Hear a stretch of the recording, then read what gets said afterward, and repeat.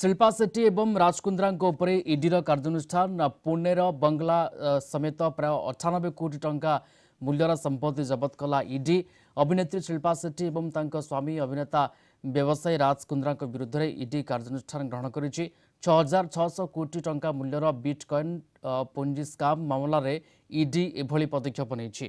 जबत 98 कोटी टंका मूल्यर संपत्तिर एक अंश भाव शिल्पा शेट्टी नाम मुंबईर जुहुर एक फ्लाट एवं पुणेर राजकुंद्रा नाम एक बंगला व्यतीत इक्विटी शेयर अंतर्भुक्त रही। बिटकॉइन व्यवहार मध्यम निवेशकों टंका सहित एक जालियाती मामला हो 97.79 कोटी टंका मूल्यर ए संपत्ति जबत करने prevention of money laundering act PMLA व्यवस्था अनुଯାयी एक अस्थायी संलग्न आदेश जारी कर ईडी अभियोग कर बिटकॉइन मध्यम मासक 10% रिटर्न मिथ्या प्रतिश्रुति दे प्रवचर माने निवेशकों को प्रतारणा करिसेंती एवं अस्पष्ट ऑनलाइन वॉलेट रे अस्पष्ट बिटकॉइन लुचाउछंती।